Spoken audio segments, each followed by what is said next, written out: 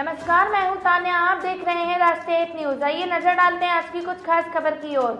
हरियाणा के हिसार में बीजेपी कार्यालय से मुख्यमंत्री मनोहर लाल ने प्रेस वार्ता की। इस दौरान उन्होंने 4 राज्यों के विधानसभा चुनाव परिणाम आने पर कहा कि चारों राज्य में बीजेपी पार्टी का अच्छा परफॉर्मेंस है। केंद्र सरकार की लाभकारी नीतियों के कारण ही इन राज्यों में बीजेपी को समर्थन व जीत मिली है। उन्होंने कहा कि 3 प्रदेश में भारतीय जनता पार्टी सरकार बनाने की ओर अग्रसर है।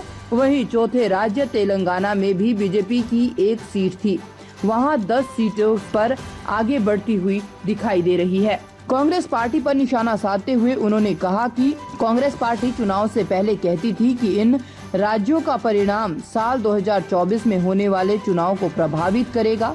उनका कथन सही साबित होगा। उन्होंने कहा कि इन राज्यों के चुनाव परिणाम का असर हरियाणा में होने वाले लोकसभा व विधानसभा चुनाव पर जरूर दिखाई देगा। उन्होंने कहा कि भारतीय जनता पार्टी ने पन्ना प्रमुख स्तर पर जो कार्य किया है उसी का परिणाम इन राज्यों में देखने को मिला है। इसी तरह से हरियाणा में भी कार्य किया जाएगा। प्रदेश में अंत्योदय योजना के तहत अंतिम पंक्ति के व्यक्ति को लाभ पहुंचाने का प्रयास प्रदेश सरकार कर रही है और इसी कड़ी में जनसंवाद कार्यक्रम विकसित भारत संकल्प यात्रा के तहत आम जन को लाभार्थी योजनाओं का लाभ दिलाने का प्रयास प्रदेश सरकार कर रही है। कांग्रेस पार्टी के द्वारा दिए गए नर और जाति पाति के आधार पर बांटने का प्रयास जिसको जनता ने नकार दिया है। आवाज होता है तो जो 4 प्रदेशों के अभी विधानसभाओं के रिजल्ट्स इस समय आ रहे हैं। कुछ सीटों के रिजल्ट कंप्लीट हो गए हैं, कुछ के अभी ट्रेंड्स प्राप्त हुए हैं।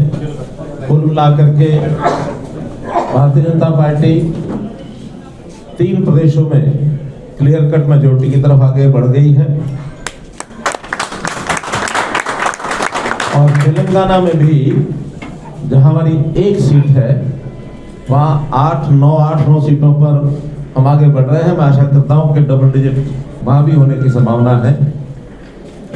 तो इस प्रकार से 3 राज्य जिसमें मध्य प्रदेश इस समय 230 में से 160 सीटों पर लीड है और निश्चित रूप से ये लगभग 70% का आंकड़ा छूने जा रही है। ऐसे ही राजस्थान में 199 सीटों पर चुनाव हुआ था जिसमें 114 सीट पर और भारतीय जनता पार्टी इस समय लीड कर रही है जो लगभग 57% है।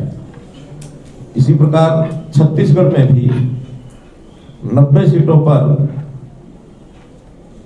चुनाव हुए हैं जिसमें 60% पूरा 60% ही बनता है, उस पर इस समय लीड मिल रही है। और जैसे मैं बताया कि तेलंगाना में मात्र हमारी 1 सीट थी जिसमें हम 10 गुना एक प्रकार से अपनी सीटों को कर रहे हैं, तो बहुत बड़ा जंप हमको वहां भी मिला है। मैं आपके माध्यम से इन 4 प्रदेशों की जनता को बहुत बहुत बधाई देता हूं और भारतीय जनता पार्टी के जो कार्यकर्ता हैं जो रूट लेवल पर जिन्होंने काम करके इन सब प्रदेशों में सरकार लाने का जो काम किया है उनको भी बहुत बहुत बधाई और शुभकामना देता हूं। आशा करता हूं कि जो कांग्रेस के लोग भी कहा करते रहे हैं लगातार, उनकी एक बात को मैं बड़ा करता हूं कि इन चुनाव का बहुत बड़ा इम्पैक्ट 2024 के चुनाव में आएगा।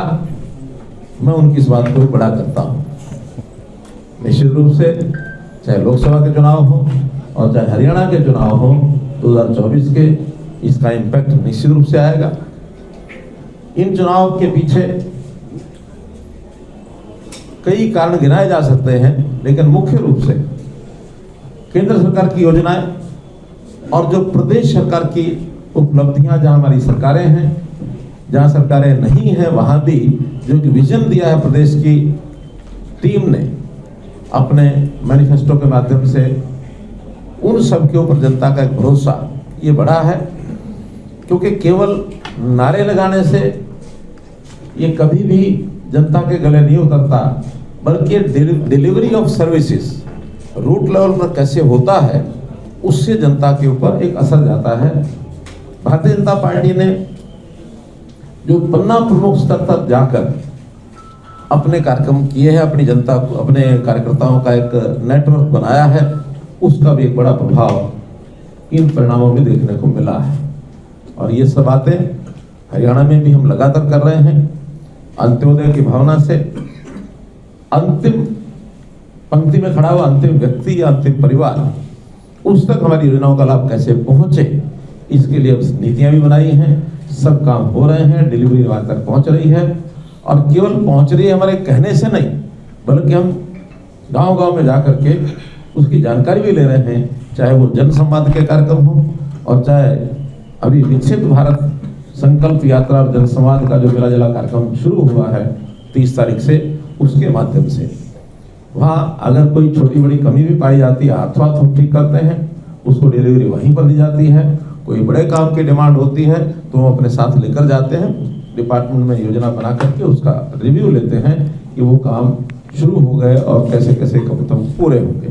तो जनता इस समय एक प्रकार से भारतीय जनता पार्टी की नीति पर, सिद्धांत पर, उपलब्धियों पर भरोसा करके आगे बढ़ रही है। और जो कांग्रेस के जितने नारे हैं उन सबको उन्होंने नकार दिया है, जाति पाति की राजनीति को दूर फेंक दिया है, नारों की राजनीति को दूर फेंक दिया है। उपलब्धियां और नीतियां भारतीय जनता पार्टी की विजयी हुई है। धन्यवाद। सर, 3 राज्यों में बीजेपी की प्रचंड जीत, अब गठबंधन को लेकर भी क्या भारतीय जनता पार्टी हरियाणा में एक बार फिर से सोच सकती है? देखिए, नीतिगत विषय जो होते हैं वो समय पर जैसी आवश्यकता होती है उस हिसाब से किए जाते हैं। आखिर हमारा गठबंधन कोई चुनाव से पहले तो नहीं था, आवश्यकता पड़ी थी तो हमने चुनाव के बाद गठबंधन किया था। आवश्यकताएं कैसी होंगी, ये नीतिगत निर्णय जब होंगे तब आपको पता लगेगा।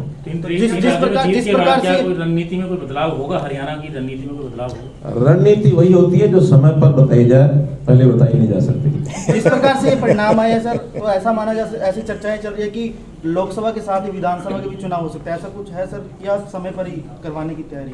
हम हर बात के लिए तैयार हैं।